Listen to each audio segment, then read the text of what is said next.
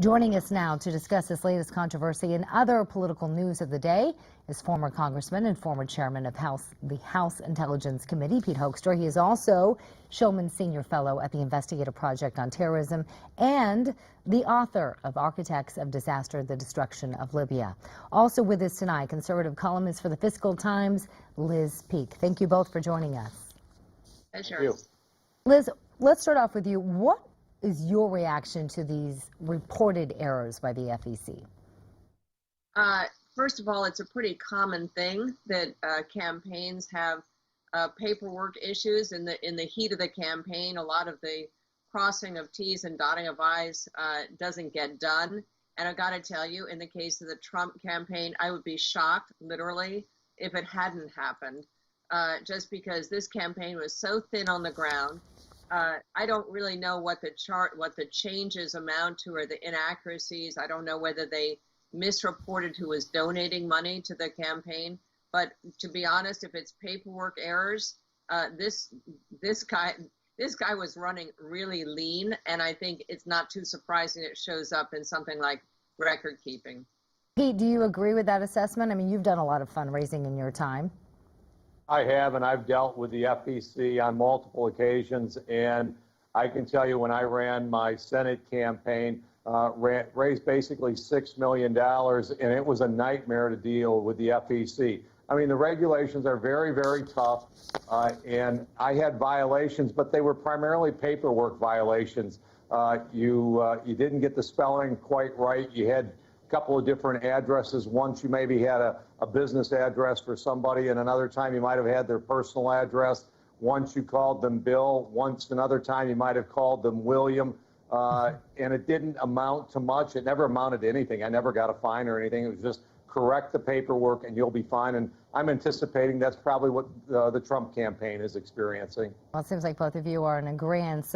Moving along, we want to talk about unity. There's been a lot of talk about this. Conservative writer and analyst Pat Buchanan thinks that the Trump administration needs to basically hunker down and prepare for plenty of battles ahead. In an op-ed for WorldNet Daily, Buchanan writes, Donald Trump's presidency will be a besieged presidency and that he would do well to enlist a war cabinet and White House staff that relishes a fight and does not run. He says the battle of 2016 is over, but the long war of the Trump presidency has only just begun. Now, some might think Republicans have the majority in both houses of Congress, so one might think, hey, the battles will be easier now going forward. Liz, shouldn't that be the case? Or do you agree with Pat Buchanan? Don't forget, he's trying to drain the swamp, and the swamp rats aren't going to go without a fuss. Look, I think that kind of prognostication is a little premature. We don't really know what this administration is going to try and push through. So far, it seems to me he has exceeded expectations, but I've written a column last week that suggested that the media had made Donald Trump out to be such a nut job and so unbelievably hateful and undisciplined and everything else that almost by dint of breathing regularly, he was going to outperform expectations.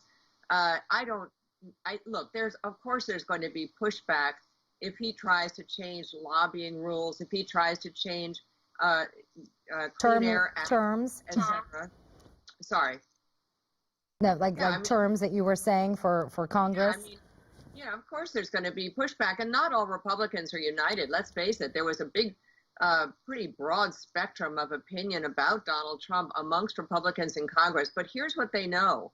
What they know is that the Republicans who countered and protested Donald Trump's run for president didn't do very well. Kelly Ayotte being a good example of that.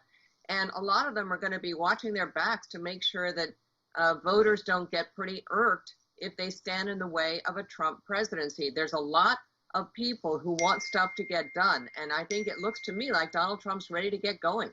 That was not a ding to say your time is up, but we do want to go to Pete Hoekstra. Your analysis based on what you heard from Liz and also what you heard Pat Buchanan say in his op-ed.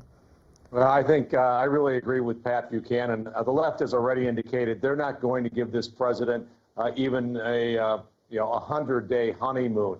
They've gone after each one of his picks. They've gone after Steve Bannon. They've gone after Michael Flynn. They've gone after Pete Sessions. The only guy that they've really left alone so far is Pompeo. But other than that, they've indicated that every decision is going to be a battle. Every decision is going to require, they're going to be on offense, and they're going to try to get the Trump administration on defense.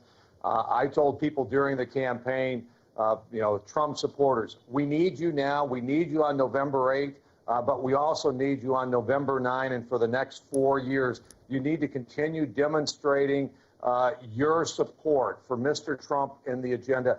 Every pressure in Washington, Liz is exactly right. Every pressure in Washington is to conform to the system. And when Donald Trump tries to drain the swamp, they will all turn on Donald Trump. He's going to need the backbone of the American people each and every day to bring forward the kind of change that he wants. Well, we've been talking a lot about change and support, but somebody who wasn't very supportive of Donald Trump, to say the least, was Mitt Romney. But needless to say, Romney and Donald Trump met over the weekend, and it's speculated that Romney is in the running for Secretary of State. Now, Trump campaign advisor Newt Gingrich is sticking with his original choice. He tells The Hill he would prefer former New York Mayor Rudy Giuliani to be America's top diplomat. He says Giuliani not only has the right temperament, but that he would be a very tough negotiator and would represent American interests in the way that Trump campaigned. He also seems kind of concerned that Romney and Trump differ too much philosophically. Liz, does Newt Gingrich have a point? I think, of course, he has a point.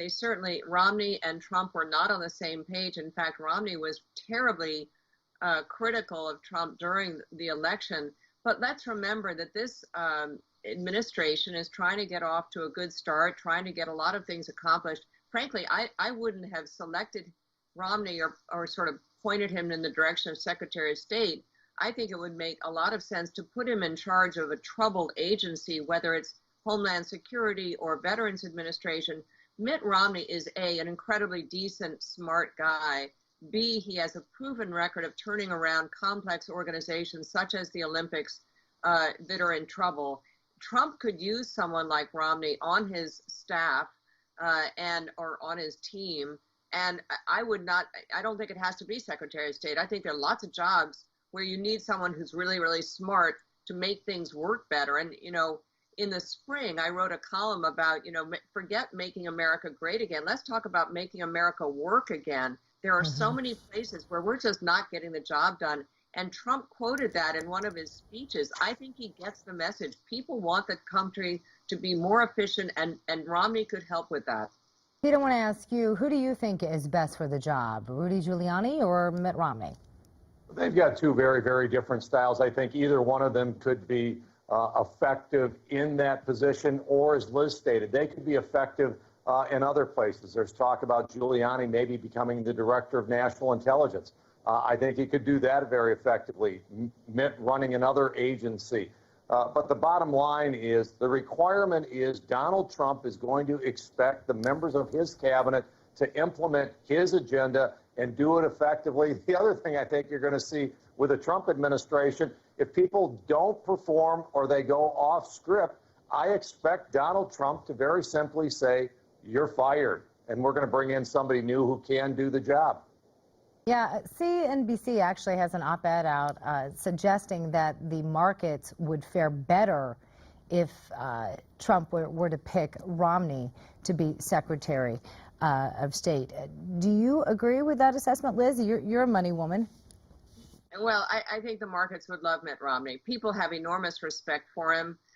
He didn't win the election in 2012, obviously, but perhaps it was a whole bunch of reasons, including the fact that it's incredibly hard to unseat a sitting president. But I think people would be very reassured to have such a grown-up, and that's kind of how a lot of people think of him. And I would say this to you, too. This never came up during his campaign, and it should have. Romney is a very successful player in a business known to have a lot of very cutthroat participants. You never heard somebody come forward and say, this guy is a really bad guy. He really torched this company or that one. That isn't who he is. And people who know him, I know him a little bit. He's just an extraordinary man. So yeah, the markets would love it. The markets are loving the Trump beginning. I mean, they like they what are. they see, you know, so that's good. Liz Peek, thank you so much for joining us. Next on Newsmax Prime, a new CNN ORC poll shows most Americans think that Trump will do a good job as president. Maybe we're seeing that boost in the markets. We'll talk more about that with Pete Hoekstra when we come back. You're watching Newsmax Prime.